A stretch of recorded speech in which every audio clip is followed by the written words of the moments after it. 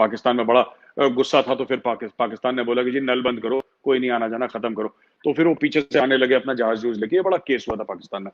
तो मैंने भी फॉलो करा था इसको। तो वो चीज़ है, तो कहीं ना कहीं ऐसा है कि अगर हम बिलियंस ऑफ डॉलर्स लगाएंगे, हम अगर ट्रेड करते हैं सेंट्रल एशिया के साथ, अगर हम ट्रेड करेंगे अफगानिस्तान के साथ, वहां पे माइनिंग है, वहां पे मिनरल्स हैं, वहां पे बहुत कुछ है अफगानिस्तान में, अगर हम करेंगे तो हमें एक गारंटीड वो चाहिए रास्ता अफगानिस्तान से अंदर जाने का, बाहर जाने का। कन्वीनियंट रास्ता तो पाकिस्तान का ही है। देखिए, अमृतसर से लाहौर आधा घंटा भी नहीं है, अगर ट्रैफिक ना हो तो सीधी सीधी रोड है वाघा से, ठीक है साहब, अटारी वाघा थ्रू। लेकिन इशू कुछ और है साहब। इशू ये है कि वो हमने, इंडिया ने अपने आप को मना लिया है कहीं ना कहीं। मुझे ऐसा लगता है, ये चीमा साहब, ये मेरा खुद का अजम्पशन है कि इंडिया ने कहीं ना कहीं ये मन में बात ठान ली है, या इंडिया ने मन में बात ये पहचान ली है, समझ ली है कि पाकिस्तान से लैंड रूट कभी नहीं होगा। ये बातें चलती रहेंगी 100 साल तक, ये काम कभी नहीं होने वाला। हमारे पास दो तरीके हैं, या पाकिस्तान या ईरान, और कोई तरीका नहीं है। तो हमने ईरान चुना और ईरान के थ्रू हमने कार्रवाई शुरू कर दी, because there is no other way for us, और हमें जाना हमें है। तो that is what we are doing. मैं बताता हूं आपको अगले 15, 20, 30 दिन में क्या होने वाला है चीमा साहब। ये जो एडमिशन जो कह रहे हैं ना कि राजनाथ सिंह जी का, ये तो इंडिया ने डे वन से बोला है कि कि वो लोग अंदर आए हैं। ये तो हमने कभी नहीं बोला कि कोई आया ही नहीं। पर लोग जो कह रहे हैं, कोई कह रहा है 10,000 आ गया, कोई कह रहा है 20,000 आ गया, कोई कह रहा है 5,000 आ गया, ऐसा नहीं है। बस यही कह रहे हैं हम शुरू से। हाँ, they have come in sizeable numbers. Sizable number पे हम लोग भी पहले जा चुके हैं, लेकिन ये जरूर बात है कि पहली बार हुआ है कि इतने साइजेबल नंबर्स में चाइनीज अंदर आए हैं। मैं आपको गारंटी के साथ कह रहा हूं आपकी शो में, और ये यूट्यूब पे वीडियो रहेगा, ये कुछ समय के बाद चले जाएंगे चाइनीज। ये चले जाएंगे चाइनीज। उसका उसका रीजन है, मैं बता रहा हूं आपको। और तो ये अभी चाइनीज निकाल क्यों क्यों आए नहीं रहे? चीमा साहब जी?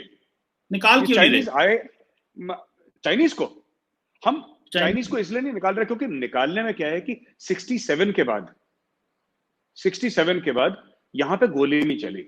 और हम ये नहीं चाहते कि फिर गोली क्यों निकालेंगे। आप फौजी को गोली कैसे निकालेंगे? फिर इंडियन आर्मी फायर करे वहां पे, फिर चाइनीज आर्मी फायर करे। हमारी इकोनॉमी, हमें अपनी डेवलप करनी है इकोनॉमी, हमें ट्रेड चाइना के साथ करनी है 500 बिलियन डॉलर की, 100 बिलियन की आज है। देखिए, सबसे बड़ा रुपया, we we have to do trade with China. आज ये नहीं है, देखिए, और चाइना भी बेवकूफ नहीं है। मैं आपको जल्दी से बता दूं Cheema Sahab, we have taken too much time, मैंने आपका भी बहुत वक्त ले लिया। चीमा साहब, चीमा साहब, ऐसा है कि देखिए, एक तो ऐसा है कि जो शी जिनपिंग की पॉलिटिक्स जो अंदर की चल रही है पार्टी की, कोरोना वायरस में आपने भी पढ़ा होगा, एक चिट्ठी गई थी कम्युनिस्ट पार्टी ऑफ चाइना के अंदर। एक चिट्ठी गई थी कि पीपल आर नॉट हैप्पी, जो चाइनीज पॉलिट ब्यूरो है या सीसीपी है, they are not happy with Xi Jinping leadership. एक तो अंदर का मामला चल रहा है। दूसरी चीज ये है कि अभी जैसे आपने देखा कि हाल ही में 1-2 दिन पहले ट्रंप ने बोला कि G7 के हम इंडिया को इनवाइट कर रहे हैं, फिर फोन भी कर लिया मोदी जी से, ऑफिशियली इनवाइट भी कर लिया। तीसरी चीज है, जितने भी यूरोपियन कंट्रीज हैं, बाकी ममालिक हैं, ये सब लोग पीछे पड़े हुए हैं चाइना के ऊपर बहुत प्रेशर है। जब आपके ऊपर प्रेशर होता है, आप क्या करते हो? चाइना ने, देखिए, सिर्फ इंडिया के साथ नहीं करा, अगर आप समझ रहे हैं कि सिर्फ LAC हमारी पार करी है, वो एक अलहदा मामला है। हांगकांग में भी चाइना ने बोल दिया है कि साहब हम ये इसका स्पेशल स्टेटस हटा रहे हैं या जो भी कर रहे हैं। चाइना ने एक हांगकांग पे स्टेप ले लिया। ताइवान को उनके जनरल ने धमकी दे दी कि हम तुम्हें इन्वेड कर देंगे। इंडिया के साथ उनकी कशीदगी चल रही है।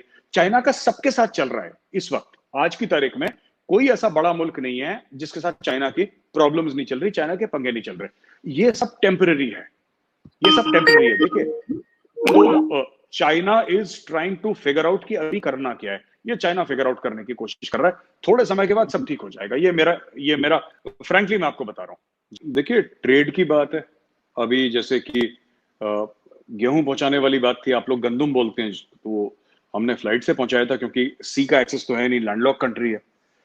और भी हर किस्म से, जैसे हम अगर वहां पे मैन्युफैक्चरिंग सेटअप करनी है, वहां पे इंडस्ट्री सेटअप करनी है, वहां पे जो कुछ सेटअप करना है अफगानिस्तान में, और ये हम करेंगे। दूसरी चीज ये है कि ऑलरेडी हमारा बेस है गवादर में, सॉरी, गवादर में आपका बेस है, चाबार में हमारा बेस है।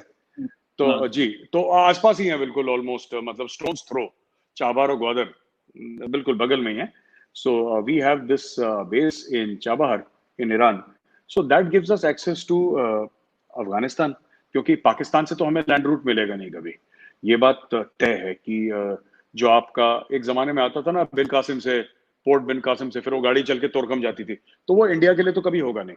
तो हमें तो अपना सेंट्रल एशिया में एक्सेस ढूंढना है, अफगानिस्तान में एक्सेस ढूंढना है। हमने इसलिए चाबार का पोर्ट बना रखा है, पहली चीज। दूसरी एक और चीज है चीमा साहब, कि हम लोग बात करेंगे जैसे कि किस तरीके से अफगानिस्तान को डेवलप करना है। आज तक मैं ये समझता हूँ, जो मैंने बात करी, हमारे डिप्लोमेट्स हैं, बड़े सारे मिनिस्ट्री ऑफ एक्सटर्नल अफेयर्स में भी हैं, तो लोग कहते हैं आज तक हर समय अफगानिस्तान को या तो स्टेजिंग पॉइंट की तरह यूज करा गया है, या पहले रूस आ गया, बहुत पहले सिकंदर आया था, अलेक्जेंडर द ग्रेट, वो भी वहीं से आया था। तो पीपल हैव यूज्ड अफगानिस्तान, कभी किसी ने अफगानिस्तान को बनाया नहीं, सब लोगों ने अफगानिस्तान का इस्तेमाल करा है, अफगानिस्तान में मारकाट करी और फिर मारकाट करके चले गए लोग वापस।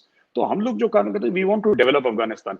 देखिए, हो सकता है हम उस लेवल पे ना डेवलप कर पाए, राइट, जैसा है, लेकिन ठीक है, जो भी पावर में होगा we have to work with them, मेरा ऐसा पर्सनली मानना है। तो हम लोग उनके बात करेंगे कि उनके इंफ्रास्ट्रक्चर डेवलपमेंट की बात करेंगे।